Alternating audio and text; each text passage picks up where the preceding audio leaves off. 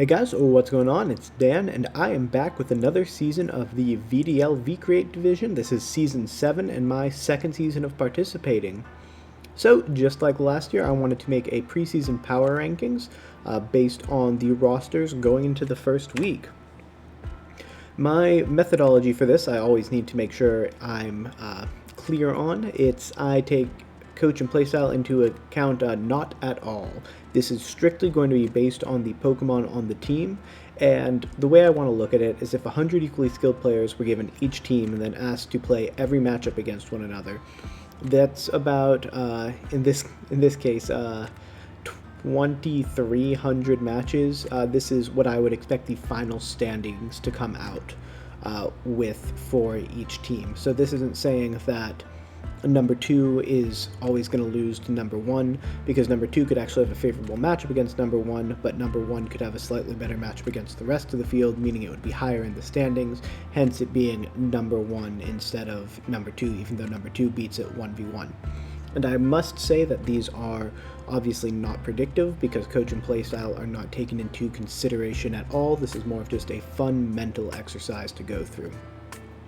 But without any further ado, let's go ahead and hop into our rankings with our 24 rated team and the coach that is most hurt by my methodology. We've got Sting Like a Ribombee, which is coached by Batista, who is using another monotype team. Now, he has a lot of experience with monotype teams and has generally done really well with them, and this time he's mono flying, which I think is a lot more dangerous than his mono dark team from last year, with Landorus I, Salamence, Thundurus T, Hawlucha, Articuno, Skarmory, Mantine, Emolga, Tornadus I, Scyther, and Swoobat. He controls for a lot of his weaknesses very, very well, but it is still a monotype team. He is still going to face a lot of rock slides, a lot of ice beams, a lot of thunderbolts, and they're going to hit a large portion of his team really, really well. I did consider actually having him higher in these ratings, because I think for it being a monotype team, he does control for the weaknesses quite well, and he's got some pretty threatening offensive options as well. But the defensive typing is just the way that it is as monotype, that I do have to put him in the 24th slot, which puts him in 6th place in his division. Moving into our 23rd slot, we've got Rebellion, who is also in 6th place in his division. He went for all 3 legendary beasts with Suicune, Raikou, and Entei, which I think is a really interesting core. Raikou's a great mon that can flex offensive or support. Suicune is a decent support option, probably a little expensive for my taste in tier 1, but Entei is a fantastic option in his free slots. Sacred Fire is a busted move in this format, especially with non-max. And then the rest of his team he filled out with Togetic, Duraludon, Mr. Rime, Trevenant, Zoroark, Unpheasant, Garbodor, and Guzzlord. For me, the biggest problem with this team is the initial offensive output, because outside of the Entei and the Raikou, he just doesn't have a lot of power, and even those two aren't as hard hitters as some things in this format. And while he does have some very interesting support options, I like Trevenant more than most people. I know what Mr. Rime can do flexibly. Suicune is really good support, but is it worth a tier 1 slot when it's just effectively Mandibuzz but with more offensive potential, except it doesn't get stab foul play? I'm not 100% sure on that. And then, I mean, that's basically the crux of where I am with this team. It really struggles offensively a lot of the time, and he's going to need to make some clever plays to get the most out of it, which I know he's going to do, but based on my methodology, I have him at number 23.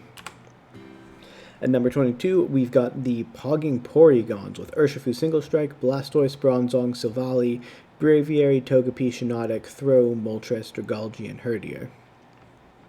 So with a bit of a trend for these last 2 teams, it's again the initial offensive output that I find a little bit suspect on this team.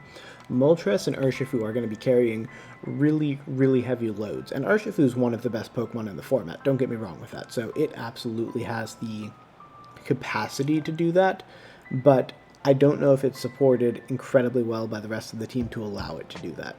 I've tried Silvally in 3 different leagues, always believing in it, and it always just leaves me wanting a little more in everything, and I think a lot of it has to do with the fact that it can't hold an item. So I'm probably a little low on Silvally, and in Tier 3 it is still a very good pick, but it doesn't push this team over the top the way it might have for me, 1 or 2 seasons ago. And then look at the rest of the team. Bronzong, great support option. Blastoise, decent support option, decent offensive capabilities as well. But again, that just general offensive presence isn't there for me. And when your 2 main sources of initial offensive presence both have a quad weakness to a move that is very commonly spread, such as Dazzling Gleam or Rock Slide, then even having the Togepi isn't really going to protect them to the extent that you want it to. And that's why I have this team where I have them at 22 overall and number 6 in their division. At 21 overall and number 5 in his division, we have the defending champion Boltund Bashers. Goomer took made an interesting decision this season. He drafted Cramorant in the first round, and that sort of set the tone for his draft. Now, don't get me wrong, Clefable and Spectrier are about as strong of a 1-2 punch as you're going to find for Tier 1 options. But the rest of this team, I'm just not fully getting all of it. Like, yes, Uxie is super discount Cresselia, and it can set Trick Room for the Regirock and the Appleton, I guess, but maybe even the Flareon under Trick Room, but is it really going to be that great of a Trick Room mode? I'm not 100% sold on it. And outside of the Clefable and Spectrier, Weavile has Triple Axle, which is an okay move, but it only does maximum damage 71% of the time. Tauros can hit pretty hard when set up the right way, but I don't know, the team just doesn't seem to click together very well. It obviously has a very, very powerful mode, but I don't think the depth is there to support it on this team as much as for a lot of the other teams, which is why I have him at 21 overall. At 20 overall, we have the Old English Eiscue. So this is a very interesting team. There's a lot of things I really like on this team, actually. I love Tapu Koko more than most other people, so I love that it's on this team. I think Melodic actually supports it very well, especially if you want to run some physical Koko sets. Slowking Galar is a very good Trick Room setter. Scrafty is very good support, but they might be both a little overpriced in Tier 2. Haxorus in Tier 3 is good value, though. Lucario is decent. Flygon and Obstagoon, I think, both have the potential for decent value. But again, as with so many of these teams, I think this one is lacking a lot of that initial offensive punch. This team does have the Haxorus and the Koko, which is why it's higher than previous teams. However, the Milotic really doesn't have the offensive presence this team is looking for. The Lucario's offensive presence is okay, but it's not great. Obstagoon needs to be set up to have that offensive presence. Decidueye has decent presence, but again, not great. So I think this team has a lot of pieces that can work well together, but it does just sort of lack that overall offensive presence that I'm looking for in this kind of format with this kind of league, which is why I have him at 20 overall, and unfortunately that does leave him in 6th in his division, but I believe he has the first coach in his, or the last division to be mentioned, so no other coaches will be 6th in their division. Up next, we have the HOLYSOPOD Warrior! I had to say it like that because his team name is in all caps online. I do apologize. But this is where tiering started getting really hard for me because these teams start getting very, very solid. We've got Torn T that's going to function primarily as a Tailwind setter on this team with a Regidrago. Torn Drago, even though it's not Torn Eye, is going to threaten a lot of teams that don't have, good Steel or Fairy types. Kangaskhan is, a very strong Pokemon in non-max. Marowak hits incredibly hard in Tier 3, and supported by Trick Room or Tailwind, it can get the speed advantage in either way. Inteleon is a decent special attacker. Aggron and Frostlass are both decent support options. Eldegoss, it does some things. Nothing I've been really convinced on is a consistently good option, though, so I'm not as high on it as some people. Rotom-Heap, I think, very good. Pangoro, pretty good. But what this team really wants is consistent Tailwind, which it has a decently consistent Tailwind option in Tornadus Therian. and consistent Trick Room. And Duosion just doesn't provide that without redirection. Because either you're not running a Violite, and you're going to be frail, or if you're running a Violite, you're not running Mental Herb and your Taunt Bait. So I don't think this team's Trick Room mode is quite good enough, and its Tailwind mode is decent, but the reason I have it at 19 and 5th in its division and behind this next team, which is Trunks and the Koffing Smokers, which I have at 18th and 4th in the division, is because the Tornadus is going to be slightly less consistent than the Talonflame at setting Tailwind, even though it's going to be better offensively. But Trunks' team also suffers from the lack of a very consistently great Trick Room setter, but I do think the combination of Gardevoir and Spritzy is going to be generally better than Duosion. And then the rest of the team is pretty comparable. Gyarados and Garchomp are obviously solid. Bisharp complements them really well. Gardevoir is a decent offensive presence for its tier. Lopunny's okay support. Cursula under Trick Room is going to be really good, but again, its Trick Room is decent, but still kind of inconsistent. And then Toxtricity Seeking and Conkeldurr are pretty decent filler mons. So overall, I'd say this team is decent from top to bottom. Under Tailwind, it does have that offensive potential at the top, but I do think sort of its lower tier filler mons don't quite fill the role that they do on some other teams ahead of it, which is why while I like this team, I have it at 18 and 4th in its division. Up next, we have the Cambridge Camerupts with Moltres Galar, Araquanid, Chandelure, Como-O, Magnezone, Rhydon, Skuntank, Dedenne, Gothorita, Hitmontop, and Shedinja. So, off the bat, this team's got offensive presence. Moltres Galar, Araquanid, Chandelure, Magnezone. Yeah, that's a lot of offensive presence. What it doesn't have as much is defined modes or obviously coherent game plans.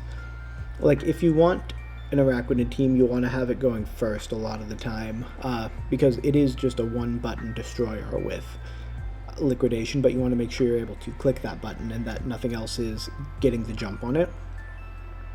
And the speed control options on this team are incredibly suspect in that I think it's like Electro Web or Thunder Wave. I don't really see a good Tailwind setter, and while Chandelure can set Trick Room, it's not what I really want to think of when I'm thinking a Trick Room team. Now, can this team do some really tricky things with Gothorita? Yes. Can it get some coaching up with Hitmontop? Yes. But I think the lack of defined modes is what costs this team, even though it has a lot of incredibly powerful pieces. Like, the power level of the pieces in this team, this is the lowest I could put it with the lack of defined modes, because of just how powerful every piece on this team is and the ability for this team to just absolutely pop off in a good situation for it, which is why it's 17 overall and number 3 in its division. Up next, we have the Mismagical Marauders with the fastest Pokemon in the format, Regieleki, along with a Hail mode and Ninetales A and Arctivish, decent redirection and sleep pressure with Butterfree. Hydreigon, which is really hard and is complemented by the Ninetales and the Arctivish. Then we'd also have the Hitmonchan, Quagsire, Heatmore, Stakataka, Haunter, and Wigglytuff. So, let's start with the strengths of this team. Regieleki, Ninetales A, Arctivish, that's some very, very powerful defined modes. And we can put the Hydreigon and Butterfree there. Top 5 Pokemon on this team, absolutely phenomenal. If you're bringing 5 of them in your 6 every week, I wouldn't be shocked at all, and I think that that's the way that this team's going to be going a lot of the time. It's got that hyper-offensive potential, can just start steamrolling some teams, and it's got that sleep control. But the depth is where I'm a little bit suspect of this team. I like Hitmonchan, but I'm not sure exactly what it adds to this team. That's something it couldn't do better in Tier 4. And Quagsire, I'm actually quite a bit lower on than a lot of people in Tier 4 as well. So I'm not really sure what those two are adding. Heatmore, I know Goomer says is the GOAT, but I'm not sure if this is the team for it, because again, the lack of speed control, your primary form of speed control is going to be Regieleki and then your Hail mode. Because the Stakataka is where I really have some issues with this. That could be something that I think complements this team a lot better, because what this team does really well, it does really well. But what this team doesn't do really well is Trick Room. And while having a Stakataka is sort of a one Pokemon Trick Room mode. It's not quite a one Pokemon Trick Room mode in the way that this team needs it to be to justify it. If he had 2 or 3 other Pokemon that added to this Trick Room mode, I think this team would be a lot more threatening. Or if that Stack Attack had something of equal value that complemented that really fast offensive mode, I think it would be as well. But as of right now, I think that Stack Attack, just sort of trying to be a Trick Room mode unto itself, isn't quite good enough to be a mode to push this team even farther than it is, which is why I have it at number 16 overall and number 5 in its division. Up next, we got Sakimoto and the Tyranitartar Sauces. So, Sakimoto has Thunderous Eye, Naganadel, Scizor, Torracat. Great start. Then things get a little weird. We've got the Venusaur, Crawdont, Golurk, Dunsparce, Cresselia, Carbink, Machamp. I checked. Thunderous Eye doesn't get Sunny Day. The sun setting seems sus, and without sun, Venusaur, I don't know if it's any good in Tier 3. Like, if he did have Sun, Venusaur is incredible value in Tier 3, but without a consistent way to set Sun, I don't actually think it's that good in Tier 3. And then if we look at his other modes offensively, the Cresselia is obviously leaning towards a Trick Room mode. Cresselia, Golurk, actually going to be a pretty powerful Trick Room mode. I'm a big fan of Golurk in the format, and I think that could be good, especially with Carbink as a backup setter, but it's going to be good, but not great. Incredibly powerful is probably an overstatement. It's going to be a good Trick Room mode, but not great. His best mode is obviously that fast mode with the flexibility of the Thundurus, along with the power of the Naganadel, and the Scizor being sort of an anti-Tier 1 option. But overall, I just think this team doesn't have a level of cohesion to it that some of the higher teams have. But it does have the power, it does have some predefined modes, and I think it's got flexibility to play a couple different kinds of games, more so than some of the teams that are rated lower than it, which is why I have it at 15 overall and number 4 in his division. At 14 overall and number 5 in his division, though, I have the Somerville Scraggys with Cinderace, Alakazam, Cobalion, Rotom Fan, Executor A, Orbeetle, Vaporeon, Purloin, Avalugg, Grimmsnarl, and Dugtrio. Bold move with a Purloin in round 1, but Purloin, in my mind, was the absolute best thing in Tier 5, so if you think it's that much better than the rest of the tier, then I can absolutely understand taking it. Then we're looking offensive with Cinderace and Alakazam.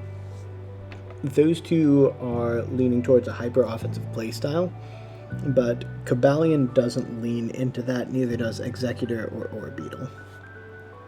So I think this team has a lot of very threatening modes, right? Like Dugtrio, Cobalion, obviously. Grimmsnarl, Avalugg, obviously. There's some things that this team does that are incredibly threatening, but I don't think that they build upon each other and complement each other as much as some of the teams that are rated higher do. For example, if you're playing, I'm going to go Hyper Offense, Cinderace, Alakazam, Rotom Fan, right? Then if you have Avalugg and Grimmsnarl on that team as well, you're not really going to try and bring them to the same game, because they're not playing the same game.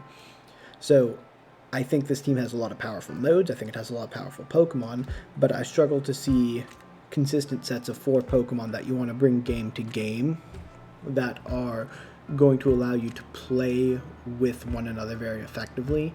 And the Purloin and the Grimmsnarl overlapping some makes me think that one of them could be something else, probably the Grimmsnarl, because I think you get more value out of the Purloin.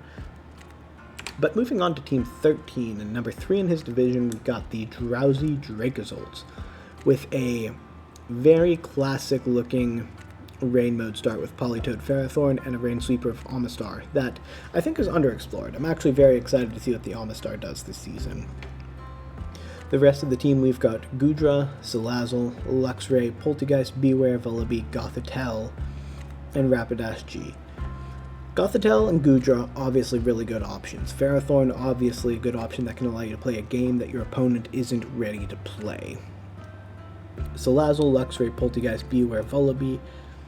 I mean, this team is just a collection of very solid Pokemon. Nothing that seems immediately outstanding. I think Politoed's probably a little overpriced in Tier 1, but, you know, I look at this team and I just think solid, top to bottom.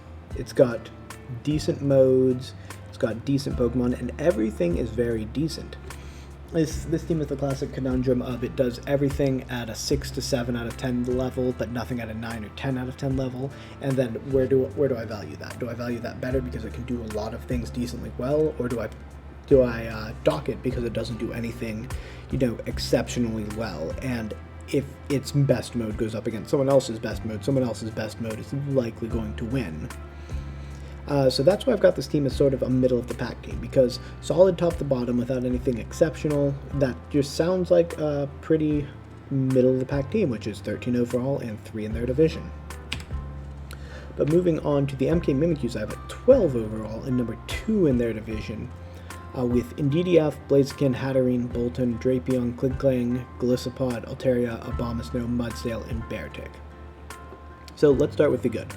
Indeedee, Blaziken, and Indeedee, Hatterene, both incredibly threatening leads that require incredibly different ways to play around them, and can really negatively affect the way that you're attempting to play the game, because this team's going to be hard to build against.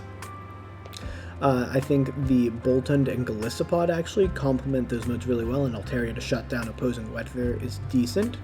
And Abomasnow, Beartick, I'm a big fan of low-tier weather modes. So I think this team just has some pretty well-defined modes, much more so than the teams below it, and that leads me to rate them higher than that. But the reason this team isn't higher than it is right now is, again, I'm a bit nervous about the initial power level of this team. For example, Beartick versus one of the Arcto Hail Rush users, Slush Rush users, is a considerably lower power level in my estimation because it doesn't have that Bolt Beak or Vicious Rend. Mudsdale seems slightly out of place on this team, although I can see it working with the Trick Room mode. And then the Drapion and Klinklang, they just don't seem to fit as well on this team for either of the defined modes that I'm seeing initially.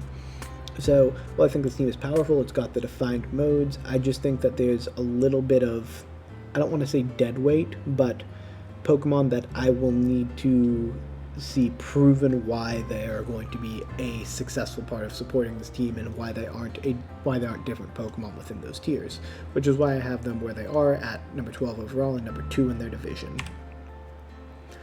Up next, and I should say each of these top 12 teams was incredibly hard to rate. The teams start getting really solid at this point, and I start getting very, very nitpicky, but we have the Realist Theo and the Beantown Binacles.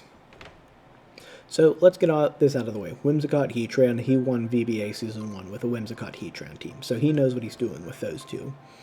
But can't take that into consideration. I have to consider it in a vacuum as per my methodology. Slowbro, Stoutland, Vikavolt, Golduck, Durant, Morpeko, Flapple, Dusknoir, Nidoqueen. There's a lot to love about this team. Dusknoir, Nidoqueen, both very, very solid value for their spot. Morpeko, I think, in Tier 5 is actually phenomenal value as well. And then the Whimsicott Heatran mode, like I said, Theo knows what he's doing with it.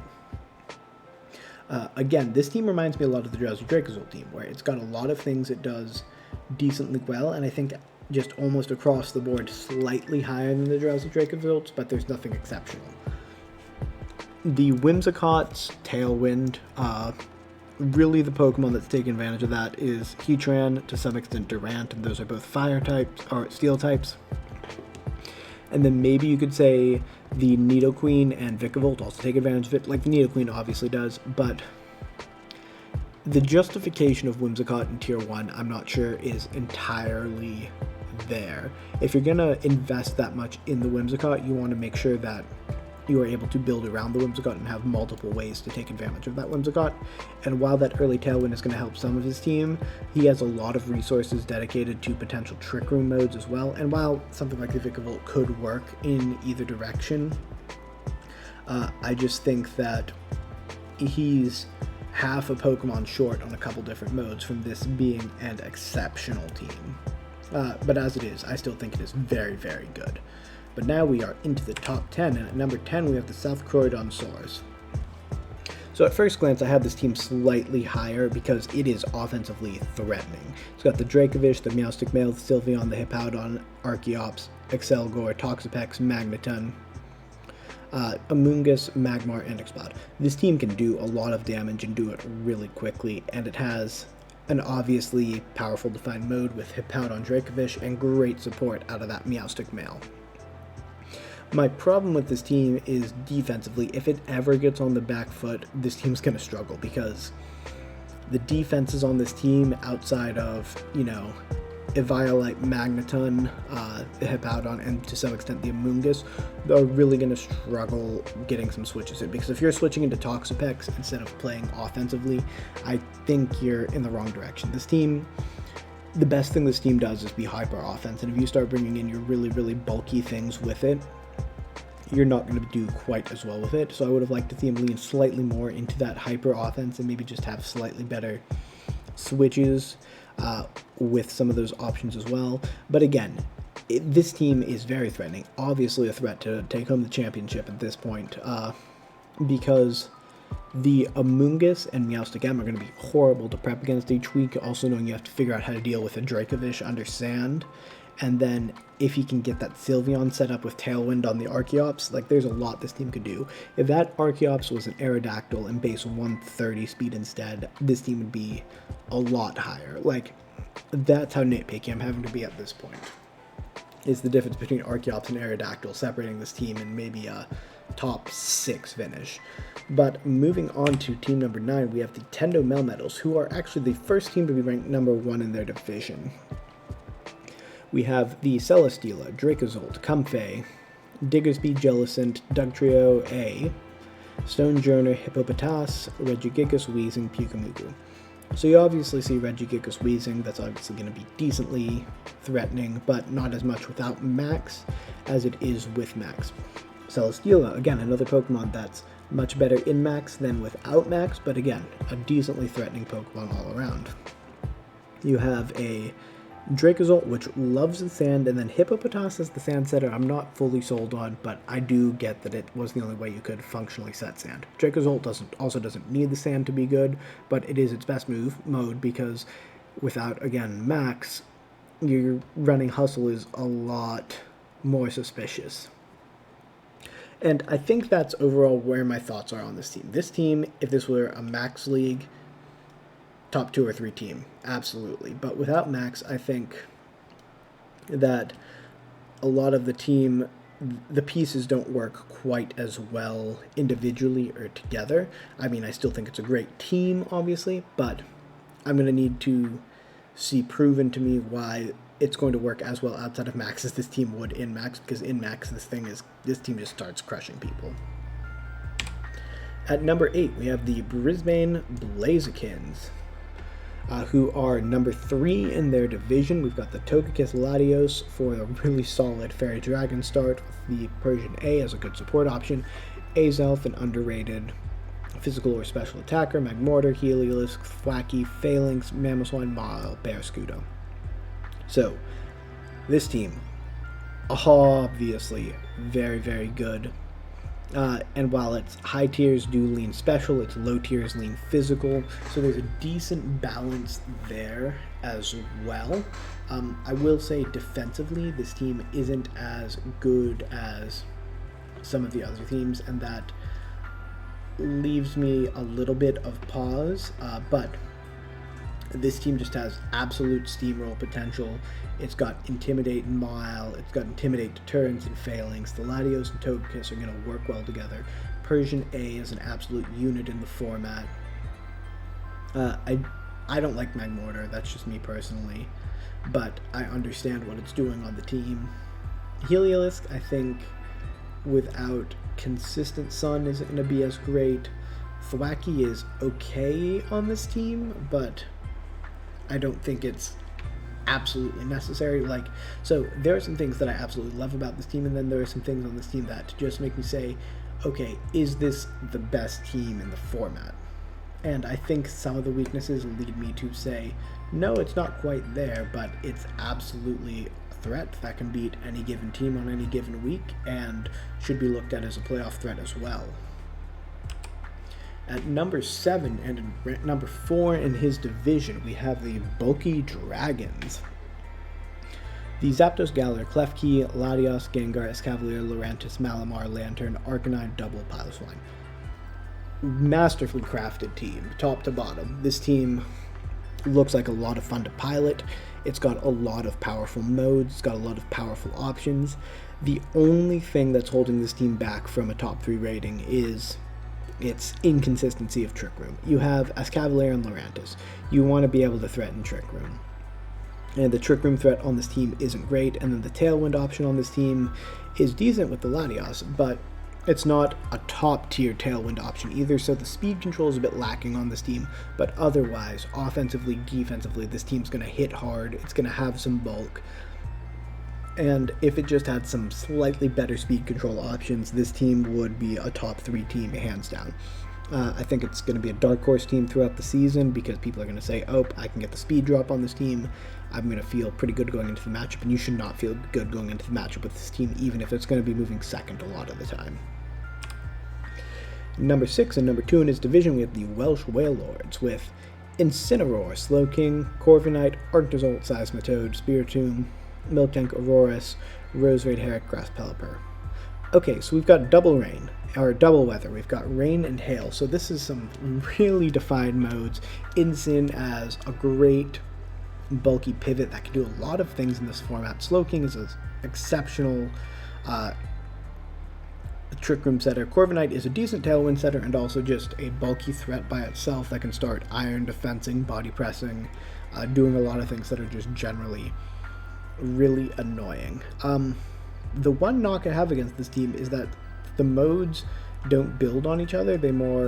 Some of them give it a bit of anti-synergy with each other, because you can't bring both your hail mode and your rain mode, or you can, and he probably will, and when he does, it's going to be really cool, but there's just a lot more room for error that way, because if you can build something that is really good at beating weather, then you're beating 4 of his Pokemon, and if he's going to be bringing rain, then it's going to be really hard for him to bring hail. So I think it's going to be slightly limiting in team building, and that's my biggest critique of this team, is that doubling up on the same pillar with weather is going to make it harder to build with and harder to play with as well.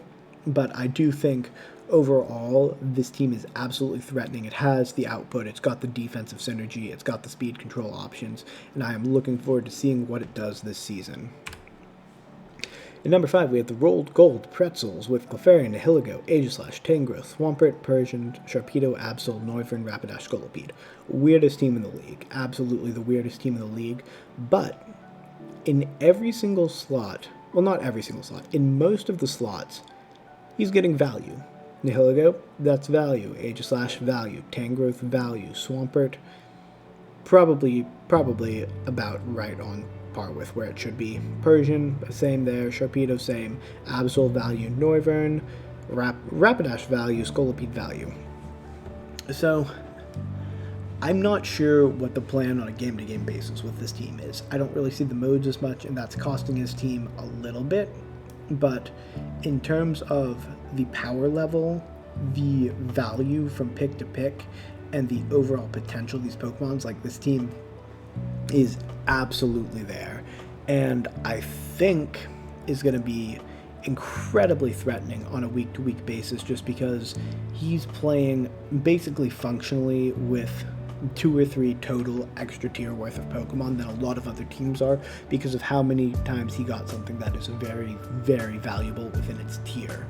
Which is why, even though I'm not 100% sure with the defined modes, and the team just is weird overall, I can't rate it any lower than 5th because of just how much value every single spot is adding to this team.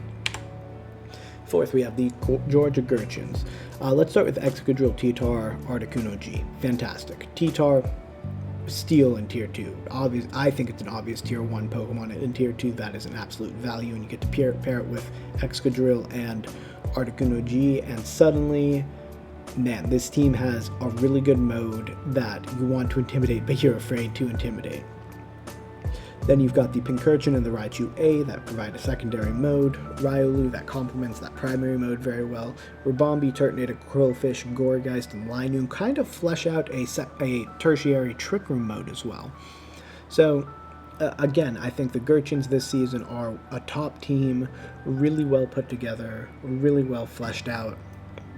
If I did have some critiques of the team, it would be that I'm not a huge Raichu A fan in terrain. I would have rather seen that be something like a Slurpuff or something else that supports the primary mode and doesn't just function in and of itself, because the tertiary or that secondary mode I think is going to be the terrain, and I think that's going to play with both the sand and the Trick Room aspects of this team, and it's really more of a self-contained mode than a building mode, and that's the only knock I have against this team. Otherwise, I think it's phenomenal, and I'm looking forward to watching some battles this season from this team. In third place and in second in their division, we have the Alexandria Arcanines, Urshifu, Rapid Strike, Liepard, Crobat, Fungus, Alchemy, Berserker, Behemoth, Frostmoth, Dragapult, Clawitzer, and Lickitung. So let's start with the really good on this team. The Urshifu, Rapid Strike, and the Dragapult are immediately a threatening core, and Crobat, Liepard, Fungus work really well in the support options for that, and the Alchemy works well with that as well. There's also a pretty obvious secondary Trick Room mode with that Fungus, Behemoth, Berserker, potentially that Frostmoth as well, and the Wummer, the Clawitzer. So this team is, I think, obviously pretty well put together. It's got a lot of strengths. The support options are going to be tough to deal with every week, and it's got a lot of power as well. The weaknesses are, it is a bit more physically oriented than specially oriented. The Alchemy and the Clawitzer do make up for that to some extent, but the main offense on this team and the focal points are obviously going to be that Dragapult, which can also flex special but is better physical, and that Urshifu.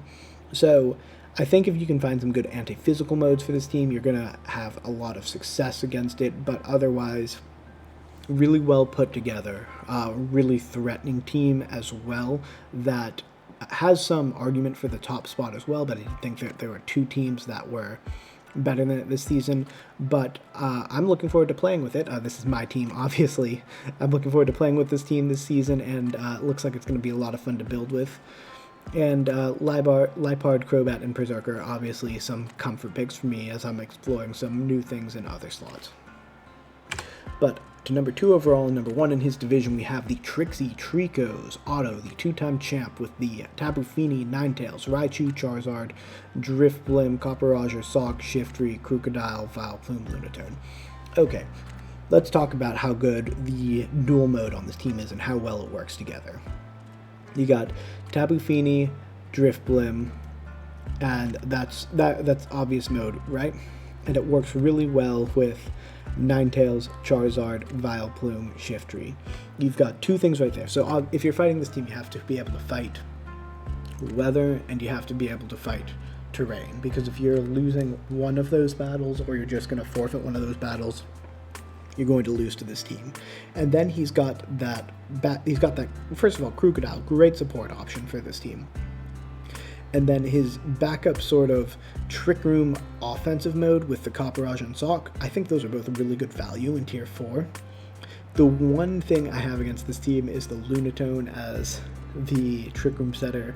I'm always underwhelmed with Lunatone. Every league I see it used, so I'm hoping Otto can prove me wrong with that. But man, the threat of the weather terrain on this team just absolutely rolling people every week is something that I think will happen at least a few times this season, and it's going to be really hard to prep against every time that someone has to play him. But that leaves number 1, where I have the Baltimore Pangorioles with Rillaboom, Azumarill, Volcarona. That is the best fire water grass core in the league, bar none. And it's supported by that Togedemaru, Nidoking, Rotom, Thievul, Dradagon, Aerodactyl, Hitmonlee, and Audino. This team is lead dot team, right? You could lead the Rillaboom Thievul, you could lead the Azumarill Volcarona, you could lead the Volcarona Rillaboom, you can lead anything with Nidoking. You could lead Rillaboom Hitmonlee and have some offensive pressure. You could lead Aerodactyl and set Tailwind. This team is the total package when it comes to offense. The only downside I see with this team, and this is the problem that I had with the top-rated team last season as well, is that its Trick Room setter is Audino, and with just the Trick Rooms that are being Audino, its Trick Room mode and Anti-Trick Room mode is going to be a bit sus, so I do think it's a little bit Trick Room soft, but otherwise, offensively, this team has it all going, it's got it all put together, its typing is great, its display of physical versus special is going to be great variety, so I do think that this team is number one on my power rankings and obviously number one in its divisions. So if you look at the final power rankings here, we've got them with their divisions highlighted. Just a couple things to point out. I have the Sapphire division as the toughest division in the league right now, with 4 of the top 7 and 3 of the top 5. And then I also have the Ruby division as very difficult, with teams 6 through 10 having 3 teams in the Ruby division along with the number 2 team, and 6 through 10 really could have ended up in any order. So the Ruby division could have had teams 2, 6, 7, and 8, for example, instead of 2, 6, 8, and 10. Then we've got the Pearl division, which has a good split of coaches top to bottom. And then right now the easiest looking division is going to be that Diamond division, with the Melmetals at number 9 overall being the top rated team in that division. But again, these power rankings aren't predictive, they're just a lot of fun to go through, to think about the different teams. But why don't you tell me what I got wrong about your team, or what you think I might have missed about someone else's team? I'd love to hear your thoughts in the comments below, and if you enjoyed this type of content, don't forget to like, comment, and subscribe. I'm really enjoying the VDL, and I am looking forward to having another fun season, and I will be posting some content every week from the VDL. So thank you guys so much for watching. I hope you have a great day, and I will see you next time. Bye.